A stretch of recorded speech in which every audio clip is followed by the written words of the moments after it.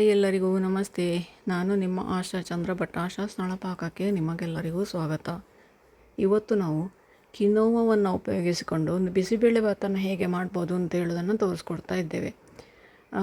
ಇದಕ್ಕೆ ಮೇಲಿಂದ ತುಪ್ಪ ಹಾಕ್ಕೊಂಡು ಹಾಗೇ ತಿನ್ಬೋದು, ಇಲ್ಲಾಂತಾದರೆ ಮಿಕ್ಸ್ಚರ್ ಬೇಕಾದರೆ ಮಿಕ್ಸ್ಚರ್ ಮೇಲಿಂದ ಹಾಕ್ಕೊಂಡು ಹಾಗೂ ಕೂಡ ತಿನ್ಬೋದು.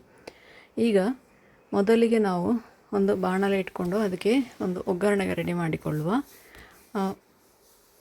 ಸ್ವಲ್ಪ ತುಪ್ಪ ಹಾಗೂ ಒಂದು ಸ್ವಲ್ಪ ಎಣ್ಣೆ ಹಾಕ್ಕೊಂಡಿದ್ದೀನಿ ನಾನಿಲ್ಲಿ.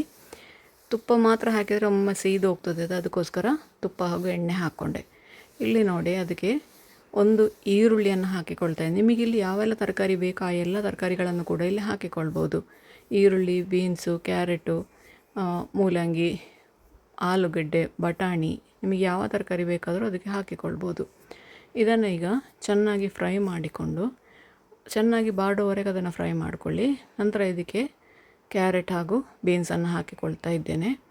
ಇದೆಲ್ಲ ಮಾಡುವಷ್ಟೊತ್ತಿಗೆ ನೀವು ಕಿನೋವಕ್ಕೆ ಚೆನ್ನಾಗಿ ತೊಳೆದು ಒಂದು ಕಪ್ ಕಿನೋವಕ್ಕೆ 2 ಕಪ್ ಅಷ್ಟು ನೀರು ಹಾಕ್ಕೊಂಡು ಚೆನ್ನಾಗಿ ಬೇಯಿಸಿ ಇಟ್ಕೊಳ್ಳಿ. ನಾನಿಲ್ಲಿ 1 ಕಪ್ ಕಿನೋವ ಅರ್ಧ ಕಪ್ಪಷ್ಟು ತೊಗರಿಬೇಳೆ ಹಾಕ್ಕೊಂಡಿದ್ದೇನೆ. ಅದನ್ನು ಚೆನ್ನಾಗಿ ಬೇಯಿಸಿ ನೋಡಿ, ಮೆತ್ತಗೆ ಬೇಯಿಸಿ ಈ ಥರ ಇಟ್ಕೊಳ್ಬೇಕು. ನಮ್ಮ ಉಳಿದ ತರಕಾರಿ ರೆಡಿಯಾಗುವಷ್ಟೊತ್ತಿಗೆ ಅದು ಬೆಂದು ರೆಡಿ ಆಗ್ತದೆ.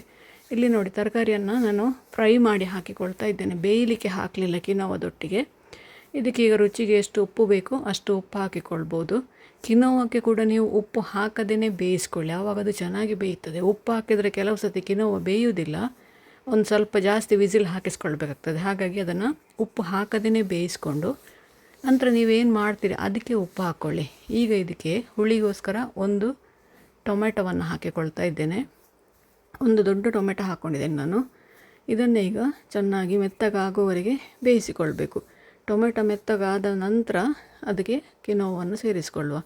ಇದನ್ನೇ ಈಗ ಮುಚ್ಚಳ ಮುಚ್ಚಿ ಒಂದು 2 ರಿಂದ 3 ನಿಮಿಷ, ನೀರೇನು ಸೇರಿಸೋದು ಬೇಡ ಅದಕ್ಕೆ, ಅದರಲ್ಲಿ ಬಿಟ್ಟಿರುವ ನೀರೇ ಸಾಕಾಗ್ತದೆ. ನೋಡಿ, ಅದರಲ್ಲೇ ನೀರು ಬಿಟ್ಕೊಳ್ತದೆ, ಅದು ಆ ನೀರೇ ಸಾಕಾಗ್ತದೆ ಅದಕ್ಕೆ.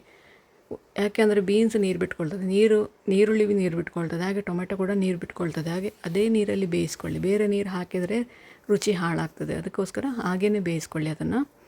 ಅದು ಬೆಂದ ನಂತರ ಅದನ್ನು ಒಂದು 2-3 ಸತಿ ಮಗುಚಿ ತಳ ಕೂತ್ಕೊಳ್ಳೋದ ಹಾಗೆ ಒಟ್ಟಿಗೆ ಒಂದು 4 ರಿಂದ 5 ನಿಮಿಷ ಬೇಯಿಸ್ಕೊಳ್ಳಿ. ತರಕಾರಿಗಳೆಲ್ಲ ನಿಮಗೆ ಬೆಂದಿದೆ ಅಂತ ಯಾವಾಗ ಅನ್ನಿಸ್ತದೆ ಅಷ್ಟರವರೆಗೆ ಅದನ್ನು ಬೇಯಿಸ್ಕೊಳ್ಳಿ. ನಂತರ ಇದನ್ನು ಚೆನ್ನಾಗಿ ಮಿಕ್ಸ್ ಮಾಡಿಕೊಂಡು ರುಚಿಗೆ ಬೇಕಾದಷ್ಟು ಉಪ್ಪು ಸೇರಿಸಿಕೊಂಡು ನಾನು ಇದಕ್ಕೆ ಸ್ವಲ್ಪ ಪಾವ್ ಭಾಜಿ ಮಸಾಲ ಹಾಕಿಕೊಳ್ತಾ ಇದ್ದೇನೆ. ಹಾಗೆಯೇ ಒಂದು ಸ್ವಲ್ಪ ಬಿಸಿಬೇಳೆ ಬಾತಿನ ಪೌಡರ್, ಅಂದರೆ 1 ಟೀ ಸ್ಪೂನಷ್ಟು ಪಾವ್ ಭಾಜಿ ಮಸಾಲ, 1 ಟೀ ಸ್ಪೂನಷ್ಟು ಬಿಸಿಬೇಳೆ ಬಾತಿನ ಮಸಾಲ ಹಾಕಿಕೊಳ್ತೇನೆ. ನಾನು ಬಿಸಿಬೇಳೆ ಮಾಡುವಾಗ ಯಾವಾಗಲೂ ಒಂದು ಸ್ವಲ್ಪ ಪಾವ್ ಭಾಜಿ ಮಸಾಲ ಹಾಕಿಕೊಳ್ತೇನೆ, ಅದೊಳ್ಳೆ ರುಚಿ ಕೊಡ್ತದೆ. ಹಾಗೆ ನಾನು ಸ್ವಲ್ಪ ಹಾಕಿಕೊಳ್ತೇನೆ. ನೀವು ಬೇಡ ಅಂತಾದರೆ ಅದನ್ನು ಸ್ಕಿಪ್ ಮಾಡಿಕೊಳ್ಬೋದು. ಈಗ ಕಿನೋವಕ್ಕೆ ಎಷ್ಟು ಉಪ್ಪು ಬೇಕು ಆ ಉಪ್ಪನ್ನು ಈಗ ಹಾಕಿಕೊಳ್ಳಿ. ಈಗ ಹಾಕಲಿಕ್ಕೆ ನಿಮಗೆ ಅದು ಅಂದಾಜು ಆಗೋದಿಲ್ಲ ಅಂತಾದರೆ ಬೇಯಿಸಿದ ನಂತರ ಅದಕ್ಕೆ ನೀವು ಬಾಣಲೆಗೆ ಹಾಕಿಕೊಂಡ ನಂತರ ಅದನ್ನು ನೋಡಿಕೊಂಡು ಹಾಕಿಕೊಳ್ಬೋದು. ನಾನಿಲ್ಲಿ 3/4 ಟೀ ಸ್ಪೂನಷ್ಟು ಹಾಕ್ಕೊಂಡಿದ್ದೇನೆ. ಈಗ ಕಿನೋವ ಹಾಗೂ ಬೇಯಿಸಿದಂತಹ ಬೇಳೆ ಎರಡನ್ನು ಕೂಡ ಅದಕ್ಕೆ ಸೇರಿಸ್ಕೊಳ್ತಾ ಇದ್ದೇನೆ. ಇದಕ್ಕೆ ನಿಮಗೆ ಎಷ್ಟು ನೀರು ಬೇಕು ಅಷ್ಟು ನೀರನ್ನು ಸೇರಿಸ್ಕೊಳ್ಳಿ. ಬೇಳೆ ಹಾಕೋದ್ರಿಂದ ಒಂದು ಸ್ವಲ್ಪ ನೀರಾಗಿ ಇಟ್ಕೊಂಡ್ರೆ ಅದು ಬೆಂದು ಅದನ್ನು ನಾವು ಕುದಿಸಿ ಎಲ್ಲ ಆಗುವಾಗ ಅದು ಸ್ವಲ್ಪ ಗಟ್ಟಿ ಆಗ್ತದೆ. ಇದು ನೋಡಿ, ಇದೀಗ ರೆಡಿ ಆಯಿತು. ಇದಕ್ಕೆ ಈಗ ಒಂದು ಸ್ವಲ್ಪ ನೀರು ಹಾಕಿಕೊಳ್ತೇನೆ ನಾನು. ಒಂದು 2-3 ನಿಮಿಷ ಅದನ್ನು ಈ ಥರ ಮಗುಚಿ ಎಲ್ಲ ಮಸಾಲೆಗಳು ಕಿನೋವಕ್ಕೂ ಹಾಗೂ ಬೇಳೆಗೆ ಎಳ್ಕೊಳ್ಳೋ ಹಾಗೆ ನೋಡಿಕೊಳ್ಳಿ. ಅದನ್ನು ಒಂದು 3 ರಿಂದ 4 ನಿಮಿಷ ಇದೇ ಥರ ಮಗುಚುತ್ತಾ ಇರಿ ಅದನ್ನು.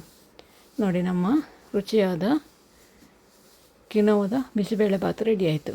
ಈಗ ನೋಡಿಕೊಂಡು ನೀರು ಹಾಕಿ ಅದಕ್ಕೆ ಎಷ್ಟು ಬೇಕು ಅಷ್ಟು.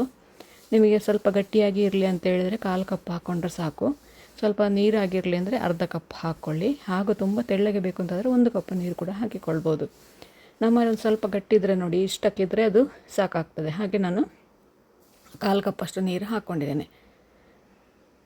ಇನ್ನೀಗ ಇದನ್ನು ಒಂದು ಪ್ಲೇಟಿಗೆ ಹಾಕ್ಕೊಂಡು ಸರ್ವ್ ಮಾಡಿಕೊಂಡ್ರೆ ಆಯಿತು. ನಮ್ಮ ರುಚಿಯಾದ ಕಿನೋವಾದ ಬಿಸಿಬೇಳೆ ಭಾತ್ 10 ನಿಮಿಷದೊಳಗೆ ರೆಡಿ ಆಯಿತು. ನೀವು ಕೂಡ ಒಮ್ಮೆ ಖಂಡಿತ ಇದನ್ನು ಟ್ರೈ ಮಾಡಿ ನೋಡಿ, ಹೇಗಾಯಿತು ಅಂತೇಳಿ ಕಮೆಂಟ್ ಮೂಲಕ ನಮಗೆ ತಿಳಿಸಿ. ಒಂದು ಲೈಕ್ ಕೊಟ್ಟು ಶೇರ್ ಮಾಡಿ. ನೀವಿನ್ನೂ ನಮ್ಮ ಚಾನಲನ್ನು ಸಬ್ಸ್ಕ್ರೈಬ್ ಮಾಡ್ಕೊಳ್ಳಿಲ್ಲ, ಸಬ್ಸ್ಕ್ರೈಬ್ ಮಾಡಿಕೊಂಡು ಪಕ್ಕದಲ್ಲೇ ಇರುವ ಬೆಲ್ ಐಕಾನನ್ನು ಒತ್ತಿ ನಮ್ಮನ್ನು ಸಪೋರ್ಟ್ ಮಾಡಿ. ನಮ್ಮ ಇನ್ಸ್ಟಾ ಹಾಗೂ ಫೇಸ್ಬುಕ್ ಪೇಜನ್ನು ಫಾಲೋ ಮಾಡಿ. ಮುಂದಿನ ವಿಡಿಯೋದಲ್ಲಿ ಇನ್ನೊಂದು ಹೊಸ ಅಡಿಗೆಯೊಂದಿಗೆ ಇನ್ನೊಂದು ಹೊಸ ರೆಸಿಪಿಯೊಂದಿಗೆ ಪುನಃ ನಿಮ್ಮನ್ನು ಭೇಟಿಯಾಗ್ತೇನೆ. ಧನ್ಯವಾದಗಳು.